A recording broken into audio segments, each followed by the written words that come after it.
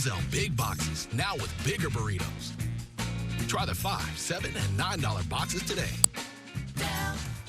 Get a great deal on a powerful Ram Heavy Duty or Ram 1500 Motor Trend's 2025 Truck of the Year. Get 10% below MSRP, plus $2,000 total bonus cash on the 2025 Ram 1500. Or well-qualified current FCA lessees can trade in and lease Ram 1500 for $399 a month. See your SoCal Ram dealer today. Win our Vegas football getaway giveaway. Tickets to the Big Vegas versus LA game. A 2-night stay at the Palms Casino Resort. A $200 credit and more. Monday.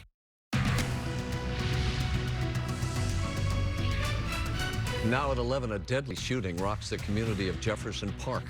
That shooting prompting an hours-long SWAT standoff with the suspect. Hello, everybody. Welcome to the News at 11. I'm Rick Chin. And hi, I'm Courtney Friel in for Kareen. The shooting and standoff happened in the area of 23rd Street at Arlington Avenue this afternoon. Yeah, that suspect finally taken into custody a few hours ago. Lindsay Pena joining us live from Jefferson Park. She's got details on that. Lindsay?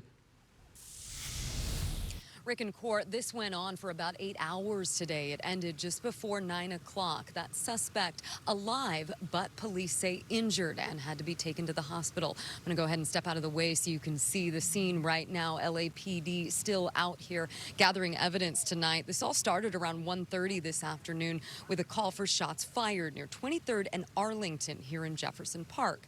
Police say they got a report of an adult male down in front of a house. As the officers were attempting to render aid, the suspect from inside the residence fired at the officers. The officers had no choice but to retreat. They did attempt one more time, but being as dangerous it is, they had to back out of that danger zone and contain the scene. And that's when we called SWAT for an active barricaded suspect. We heard several rounds of flashbangs and saw smoke coming from near that home. People nearby were evacuated for their safety while this played out. Police say at this point it's unclear if the injured suspect was hit by gunfire during the officer-involved shooting. They say it's possible his injuries could be self-inflicted. No officers were injured or anyone else other than the victim they found when they arrived. Unfortunately, that man died here on scene.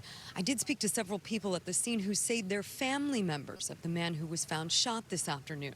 Police say that man, they tell me he was coming to speak to a tenant when he was shot, but police not confirming any of that tonight. They do say they are looking for additional victims who may have been threatened by that suspect. Back out here live, LAPD, of course, gathering more information from witnesses and evidence from the scene.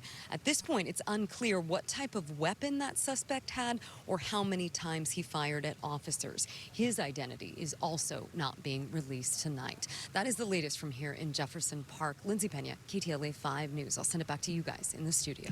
Thanks for being out there for us, Lindsay. Now to our other top story. Wild weather across Southern California today. Extreme heat bears down on the Southland for yet another day, bringing record-breaking temps. Yeah, and it wasn't just the heat. Heavy rain and thunderstorms drenching several cities, with San Bernardino County seeing some of those strongest storms. We have live team coverage on the wild weather tonight. KTLA's Jillian Smuckler is standing by in the Inland Empire, but we begin first in studio with our Jean Kang. Hi, Jean. Hey, Rick and Court. Yeah, a lot of folks out there where she is right now reporting. A lot of folks said all of a sudden there was thunderstorm, lightning, and then a lot of rain. Just a pure downpour that they had video of. We're going to show that to you in just a little bit. But this is a live look from LAX. And as you see those lights in the background, still a little bit of the haze. That's because of the extreme heat we're still going through here in Southern California. We're going to go until at least Sunday.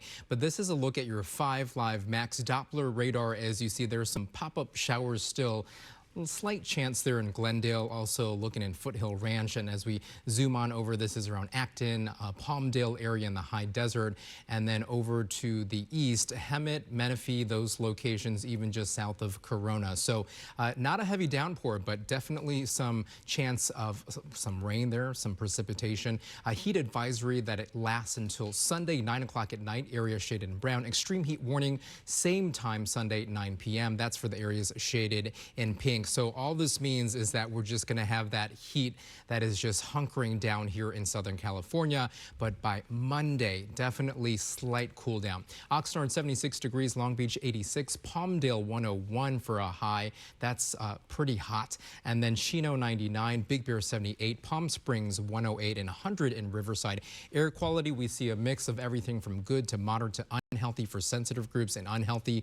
It is not so great when you go inland, as you see there around Rancho Cucamonga and the Redlands, those locations for Rupa Valley.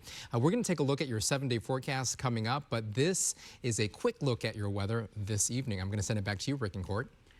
All right, Gene, thank you. And as Gene alluded to, the Inland Empire hit particularly hard by thunderstorms today. Yeah, Jillian Smuckler has more now from Rancho Cucamonga. Today was a good reminder for people living in San Bernardino County that we're in the middle of monsoon season. Just today, in less than an hour, mind you, several hundred lightning strikes were recorded all along the south side of the mountains. For people living in San Bernardino County, it was a bit of a surprise waking up this morning. Pretty shocking, being August. We're not used to having it rain like this in August. We might have some humidity, some sprinkles, but nothing like this. Things got off to a dramatic start with a full-on thunder and lightning show in people's backyards. We heard the thunder and then, of course, went outside to take a look, and we were surprised at how much rain actually was coming. I expected rain, but I didn't expect it to rain that hard and just all of a sudden stop. And that torrential downpour is soaking the burn scar left behind by last year's line fire. That area is especially vulnerable. In fact, we've already seen some mud and debris flows along Highway 18. It definitely caught us off guard. It's been super hot, super sunny all week, so it was definitely gloomier today. It was very weird. While many people say the strong winds, heavy rain, and thunder came as a shock, absolutely nobody was prepared. This round of dry lightning is what we need to watch out for, especially in the dry, brush-heavy mountains. It's already being blamed on causing multiple fires today, including this one burning in Baldy Mesa. We weren't expecting it at all, especially now with this heat. But I just think it's just going to make it worse, and I've heard it's going to get hotter. This weather is expected to stick around for several more days, so we're talking more thunder, more lightning, more rain, and even the chance for hail. The good news is the heavy rain we got today can help prevent new wildfires from popping up in the future. But as we saw today, it's important to be prepared. Reporting in San Bernardino County, Jillian Smuckler, KTLA 5 News. And our record-breaking heat's going to be sticking around longer than we expected. And today, those high temperatures combined with the gusty winds and those lightning strikes you mentioned created a potentially dangerous situation. Now, the red flag warning just expired a couple of hours ago, but it's still uncomfortably warm out there tonight. Our Jennifer McGraw has this report from Porter Ranch.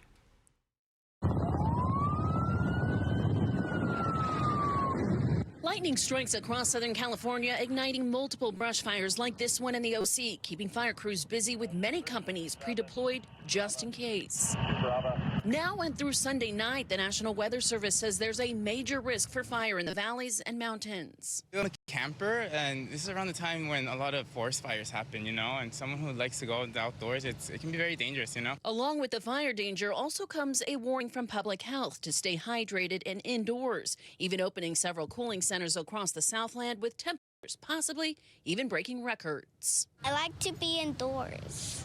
For 6-year-old Kyrie, he says it's so hot outside in the valley, he feels like he's in a microwave. And for tips on how to beat the heat, shower during the day, try to hit the pools, just keep it casual, go in these stores all day and stay in there all day. Even area playgrounds are empty like this one because simply it's just too hot to play on the equipment. Parents tell me the ideal time is before 11 or after 7 during triple digits. Especially for children and the elderly, who are most at risk of getting heat exhaustion or worse, heat stroke. If you're overheating and no longer sweating, that likely could be the beginning of a heat stroke. The National Weather Service adding, without air conditioning or cooling, the body can't recover, which will only increase the risk of heat illness, especially with temperatures not cooling overnight. I think we're going to spend the rest of the day indoors, in the air conditioning, and out of the heat. Unless, of course, you can hit the beach.